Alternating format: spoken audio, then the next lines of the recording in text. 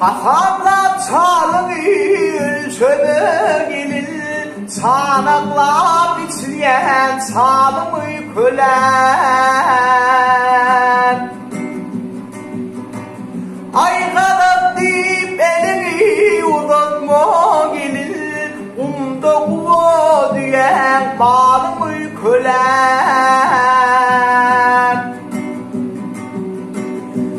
Kanat deyip elini uzatma gelin, umda kuva diyen balımı kölen.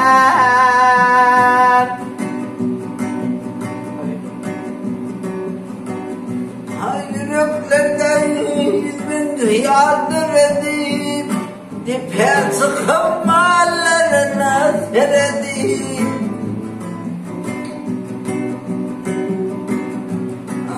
yüzü basının bunu ile çam edip dipe sıkıp yürek oğlumu kadar yüzü basının Sanadayım dipe sıkan yürün oğlumu kadar.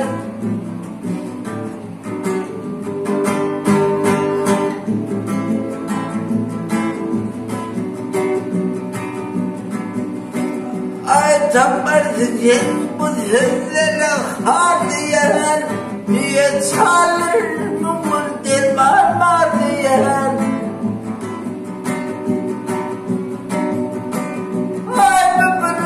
Kapılgısın seni kardiyenin belli kolağını adımı kadar. Kalbimin kapılgısın seni kardiyenin belli kolağını adımı kadar.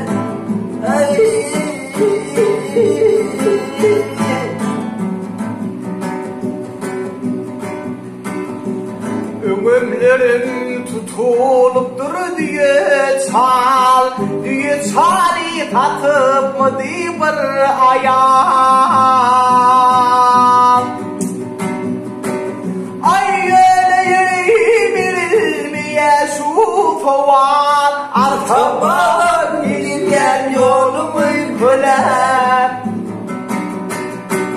Öyle bilmeye şu tovan, Atamanım gelen yolumu köler, belli hoca onu adımı köler, belli hoca onu adımı köler.